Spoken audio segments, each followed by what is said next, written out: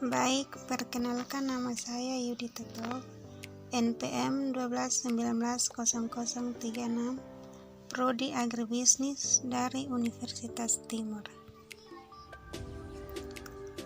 Di sini saya akan menjelaskan teori perdagangan Hexer-Ohlin. Teori perdagangan Hexer-Ohlin adalah model matematis perdagangan internasional yang dikembangkan oleh Eli Hexer dan muridnya Bertil Ohlin. Model ini didasarkan dari teori keunggulan komparatif David Ricardo dalam memprediksi pola perdagangan dan produksi berdasarkan jumlah faktor atau faktor endomain suatu negara. Teori Hexer-Ohlin menyatakan bahwa suatu negara akan melakukan perdagangan dengan negara lain disebabkan negara tersebut memiliki keunggulan komparatif, yaitu keunggulan dalam teknologi dan keunggulan faktor produksi. Manfaat teori Hexer-Ohlin. Yang pertama, harga atau biaya produksi suatu negara akan ditentukan oleh jumlah atau proporsi faktor produksi yang dimiliki masing-masing negara. Yang kedua, keunggulan komparatif dari suatu jenis produk yang dimiliki masing-masing negara akan ditentukan oleh struktur dan produksi faktor produksi yang dimilikinya. Yang ketiga, masing-masing negara akan cenderung melakukan spesialisasi produksi dan mengekspor barang tertentu karena negara tersebut memiliki faktor-faktor yang relatif banyak dan murah untuk memproduksinya. Yang keempat, masing-masing negara akan mengekspor barang-barang tertentu karena negara tersebut. Asumsi-asumsi dalam teori Hexer-Ohlin. Yang pertama, terdapat dua negara dan dua komoditi serta dua faktor produksi tenaga kerja dan modal. Yang kedua, kedua negara memiliki dan menggunakan metode atau tingkat teknologi yang sama. Yang ketiga, komoditi X secara umum bersifat padat karya atau padat tenaga kerja atau labor intensif, sedangkan komoditi Y secara umum bersifat padat modal atau kapital intensif. Yang keempat, terdapat kompetisi sempurna dalam pasar produk dan dalam faktor produksi. Yang kelima, kedua komoditi sama-sama diproduksi berdasarkan skala hasil yang konstan.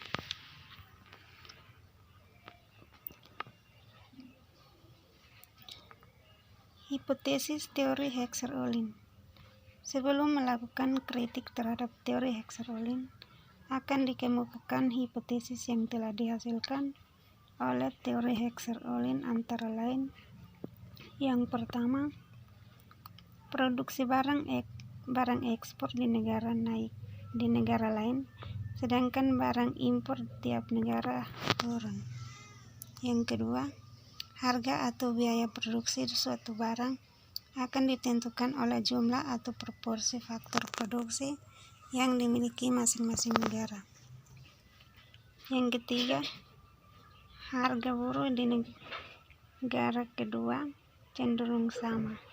Harga barang A kedua negara cenderung sama dengan harga barang B di kedua negara cenderung sama. Keempat, perdagangan akan terjadi antara negara yang kapital dengan negara yang kaya labor. Yang kelima, masing-masing negara akan cenderung melakukan spesialisasi produksi dan memproduksi yang relatif banyak dan murah untuk memproduksi.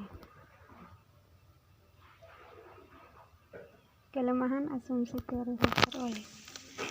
Yang pertama, asumsi bahwa kedua negara menggunakan teknologi yang sama untuk memproduksi adalah tidak valid. Fakta yang ada di lapangan, negara tersebut menggunakan teknologi yang berbeda. Yang kedua, asumsi persaingan sempurna dalam semua pasar produk dan faktor produksi lebih menjadi masalah.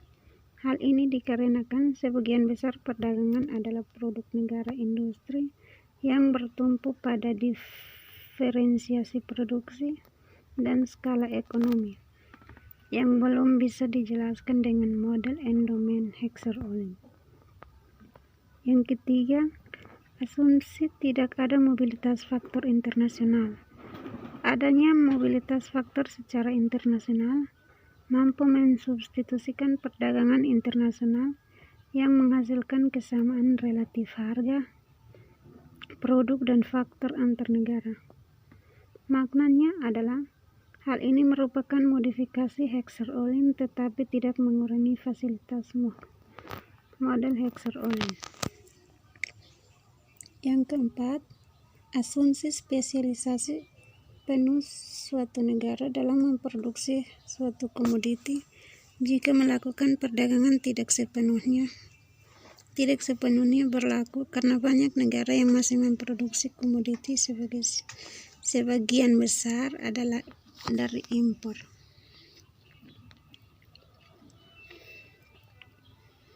Kurva yang digunakan dalam teori Hexer-Ohlin. Yang pertama, kurva iso-cost. Kurva iso-cost adalah kurva yang menggambarkan total biaya produksi yang sama. Yang kedua, kurva iso-quant. Kurva iso-quant adalah kurva yang menggambarkan kuantitas produk yang sama.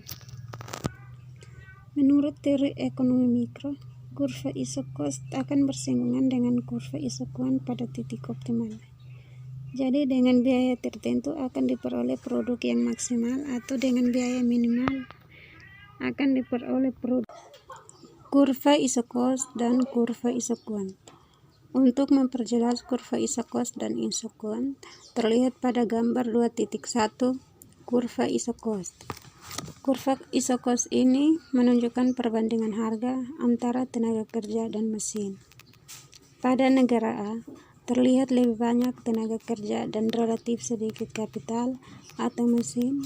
Konsekuensinya di negara A, dengan pengeluaran 100 akan memperoleh 20 unit tenaga kerja dan 5 unit mesin. Harga 4 unit tenaga kerja sama dengan 1 unit mesin. Sedangkan negara B terlihat lebih banyak kapital atau mesin dan relatif sedikit tenaga kerja. Konsekuensinya di negara B, dengan pengeluaran 100 akan memperoleh 10 unit tenaga kerja dan 20 unit mesin, atau harga 1 unit tenaga kerja sama dengan 20 unit mesin. Dengan demikian, negara A akan lebih murah apabila memproduksi barang yang menggunakan banyak tenaga dan sedikit kapital, dan negara B sedikit murah apabila memproduksi barang yang menggunakan kapital dan sedikit tenaga kerja.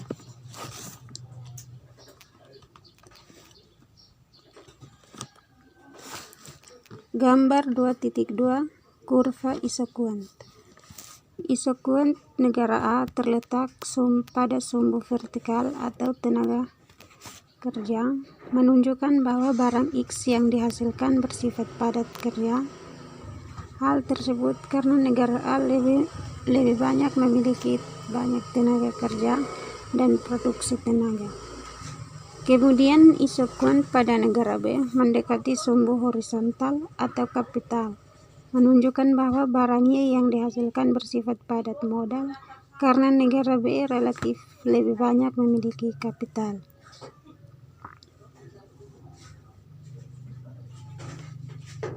Sekian.